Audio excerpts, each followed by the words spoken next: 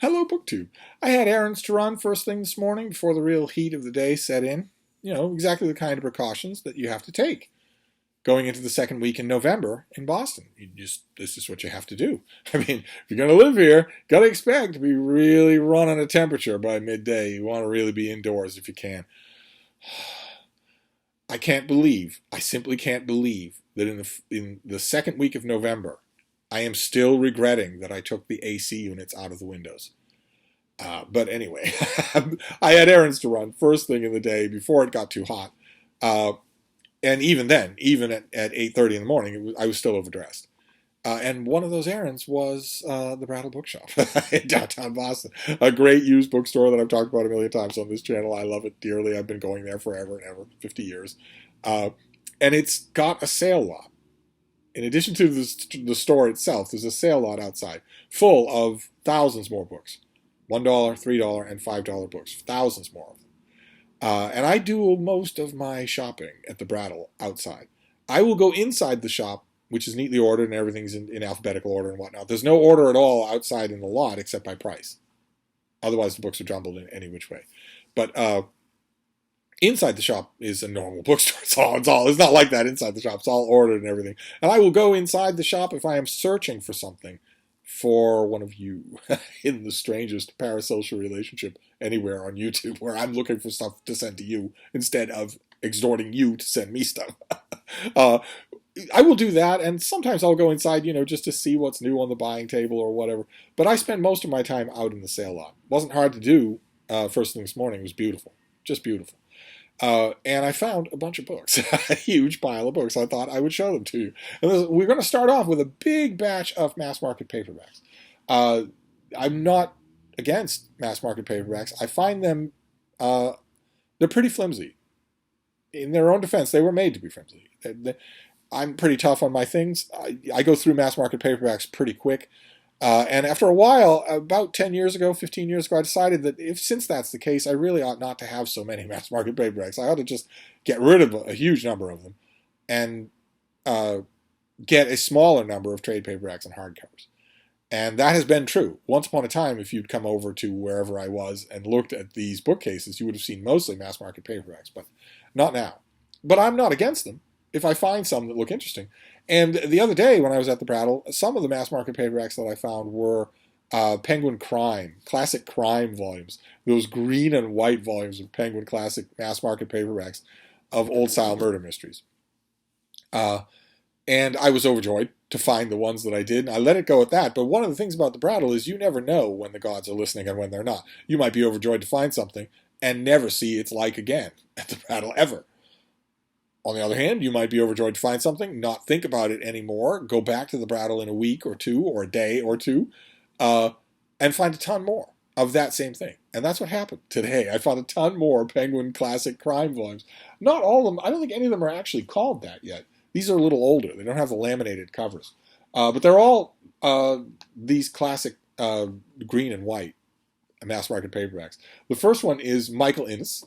There came both Mist and Snow, a thin little volume, and then Freeman Wills-Croft. I don't have any Freeman Wills-Croft except in anthologies of short stories. This is the first novel that I have in this collection. This is Crime at Guildford. Fantastic. These also, another thing these mass market paperbacks are really good for is that they have very, very pronounced used book smell. I'm not usually big on that. I can't stand it when people go on in fetishistic Nero Wolf ways about, oh, the smell of a book. I can't stand that. But I do like it. I just don't, I've seen whole videos where people said that's the main thing they love about books. I thought, well, you ought to try reading them sometime. But nevertheless, the next one is Edmund Crispin, Buried for Pleasure. Edmund Crispin and Michael Innes have a particular relationship. I think I mentioned it in an earlier video. One is a pen name taken from the other, from the book of the other. This is Buried for Pleasure, a tale of poison, police, and politics. I will gobble these things up. Just gobble them up. And then the last one I got is Reputation for a Song by Edward Grierson, who had a full life as had a bunch, like a baker's dozen different occupations. soldier, teacher, journalist, and then wrote murder on the side. I think this was his first book. I think this is his debut. But this is just fantastic. I don't think there were any more classic Penguin volumes out there, out in the sale lot. I grabbed all of them that I saw. Everything here was dirt cheap, so I'm not on any kind of money. Then this next thing is a translated work. It's Herman Hesse. It's Steppenwolf. But in this particular, these old white mass market paperbacks from Bantam, from Bantam.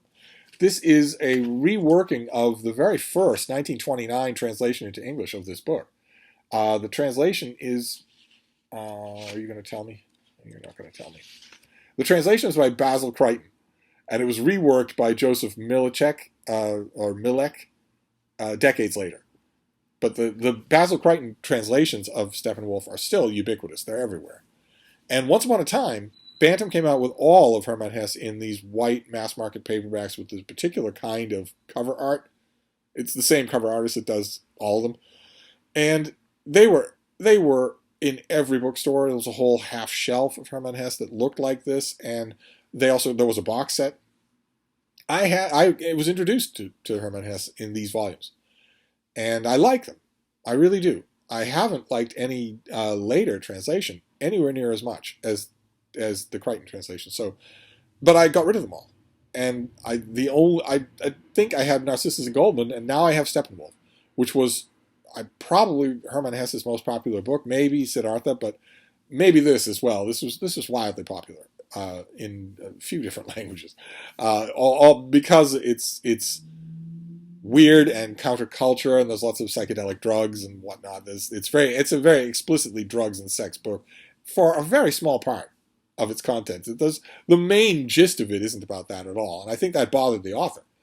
But until we get some superstar translator of the German, some equivalent of Peviar and Volkonsky for Russian, we won't get a brand new, really, really well done, uniform translation of all of Hermann Hesse's novels. And I'm not sure, even if we did, that I would want it in preference to this, right? The older Tolstoy translations are always my favorite over Peviar and Volkonsky, but I didn't have this mass market paperback, and it's the one that I read. Not this particular copy, but this is the version that I read a million times a million years ago. Then this next one, author I dearly love. I would once upon a time had almost all of him in mass market paperback. I'll gladly take whatever I can find. You will know his book God is an Englishman, or To Serve Them All My Days. This is R.F. Delderfield, and this is Mr. Sermon. English country town life, at or around the interwar period. And this, I think, had a different title in the UK. I think it was Mr. Sermon's Summertime Romp or something like that. I don't know if this edition is going to tell me. No, I don't think it is. But anyway, these editions, these Avon, no, these are pocketbook. I once had this pocketbook run of Delderfield for everything, all of them, and again, also box sets. And I got rid of them all. I don't know why. Maybe I gave them to somebody. But I'm glad to have this one back. I'll gladly take as many of them as I can find. I think they're fantastic. I think he's really, really good. Then this next one is a spy thriller. This is an author who wrote a lot of spy thrillers, and I don't think his fans call him the greatest spy thriller writer of them all. I think that's far, far from being true. But he is enjoyable to read. This is Eric Ambler, and this is an old paperback. This is from Bantam, of the Siege of Villa Lip, with this great old cover artwork, this old style cover artwork.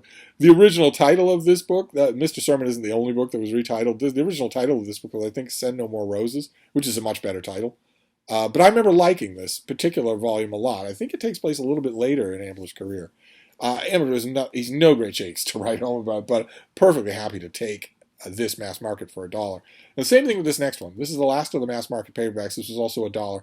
And I have wanted to reread this book for quite some time. And I've been presented with opportunities to do it, and I've refused them because I knew what I wanted. I wanted the Bantam mass market paperback from 50 years ago, with that particular Bantam cover illustration that I know so well. This is overstuffed, overblown, overheated.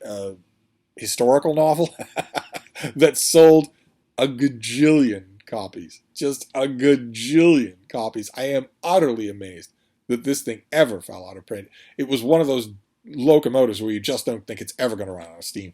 It's Anthony Adverse. And it's in this cover, this particular, is this late 70s, early 80s? The book came out in 1933, but when was this edition?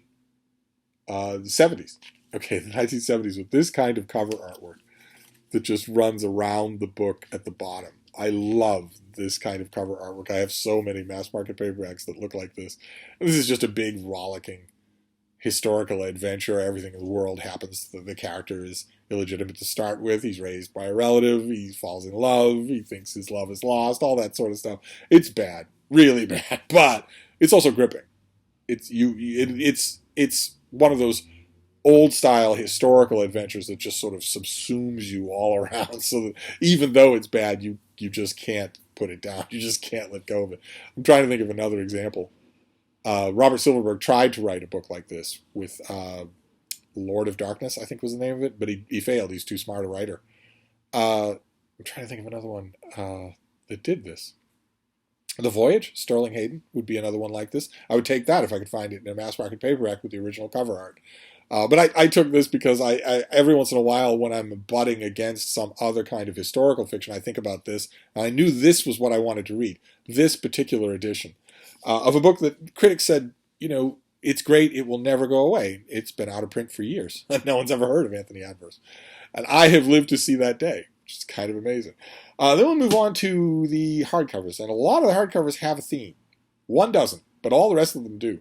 And that theme is my new bookcase for books about books, for books about reviews and author prefaces and author lives and publisher lives, all that sort of stuff. It's all in one place now, and there's still room over there. But the gods of the Brattle also pay attention to that. They want to know if there's room because they will fill it. Eventually, they will fill it. I found 4 books that'll go on that bookcase. They're all keepers. And the first 2 deal with the same author, C.K. Chesterton. This first one is this cute little thing, A Handful of Authors. Essays on Books and Writers by C.K. Chesterton, with the cover artwork and one of these plastic library binding covers over it. Fantastic. So what have we got here? This is an excerpt of his essays. Robert Louis Stevenson, Mark Twain, Don Quixote, Victor Hugo, Vanity Fair, Meredith, Shakespeare, Milton, Blake, Shelley, Browning, Tennyson. All the usual suspects are in here. It's a broad array of authors going all the way up to Sherlock Holmes. Perfectly wonderful. Chesterton's wonderful to read on this thing. And a lot of times when I've encountered Chesterton anthologies, they'll have a few of these pieces and then a ton of fiction. And believe it or not, I'm not a big fan of Chesterton fiction. I'm really not. I know that I should be. I know that I've had a million people tell me, why don't you mention, when you talk about mystery, you never talk about Father Brown. Why is that? We'd think it would be right up your alley. And you're right, on paper it looks like it is right up my alley, but it has never worked for me. Not really. I appreciate what it is, but it's never done that thing, that you're waiting for a book to do. It's never done that. But his nonfiction always has, and here's a whole collection of them. Of reflections on authors. And if that's a lot of Chesterton, then this thing is even more. This is the Everyman Chesterton. I didn't even know this volume existed. It's the Everyman Chesterton. So this is a huge selection of Chesterton's writing. It's going to have all of probably everything that's in that other book. Plus lots of other things. There's lots of other stuff here on socialism, on religion, on more religion. There's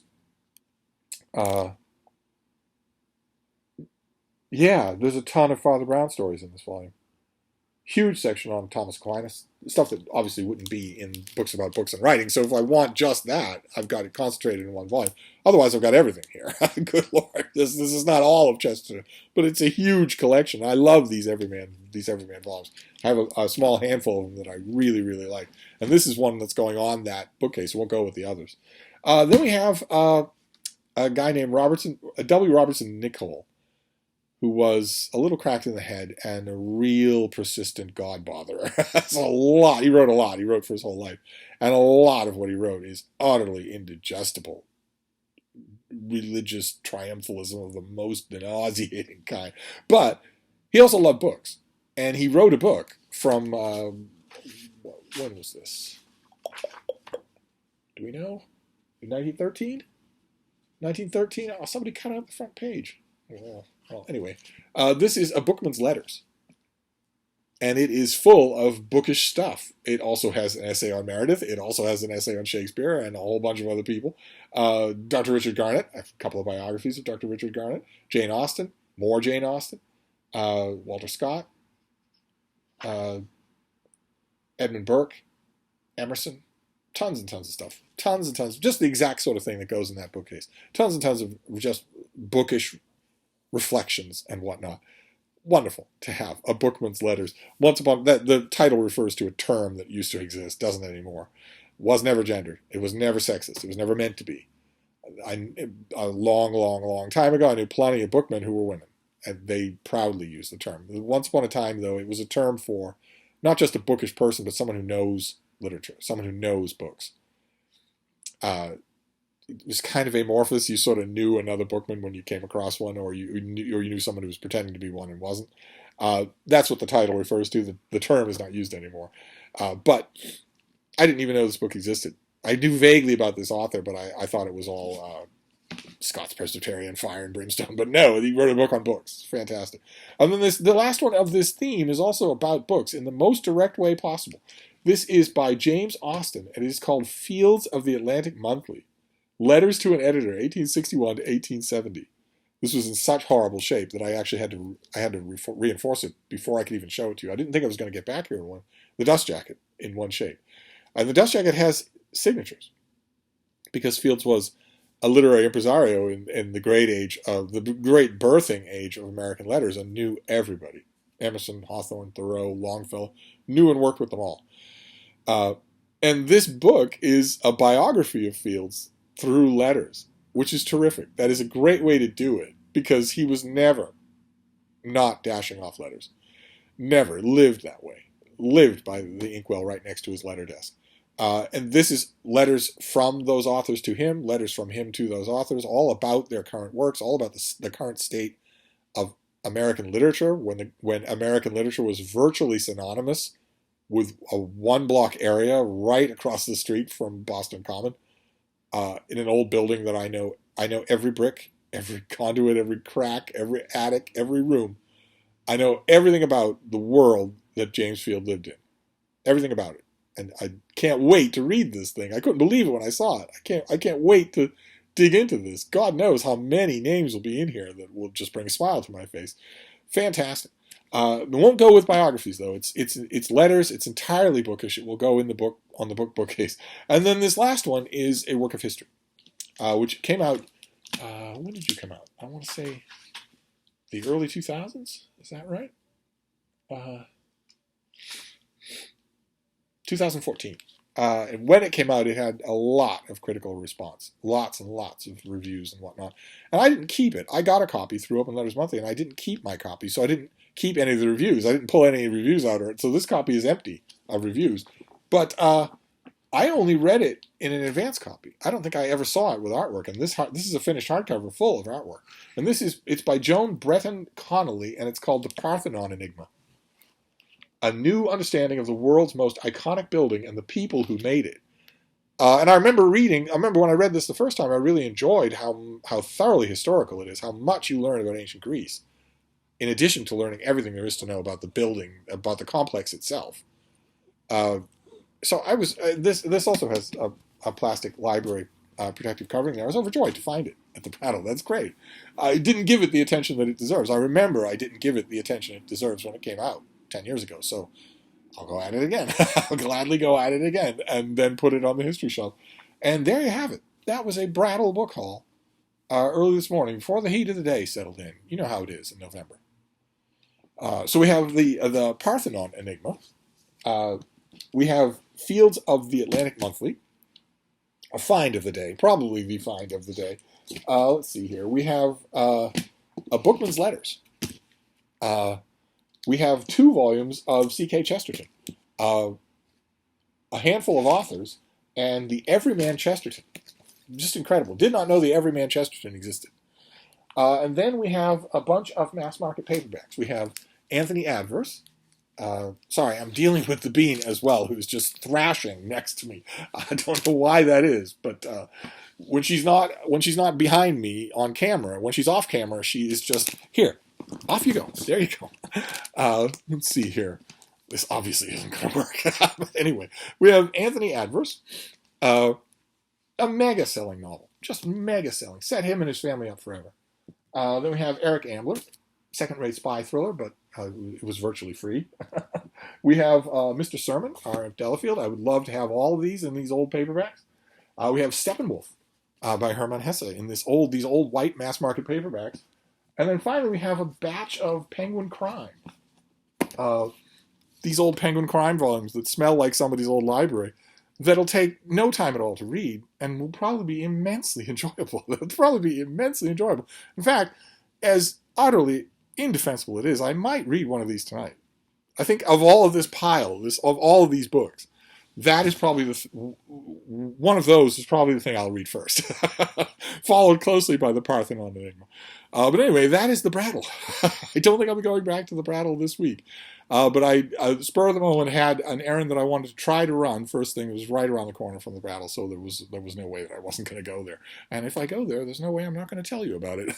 But I'm going to wrap this up for now and find out what's wrong with the bean. But I'll be back. Thank you, BookTube.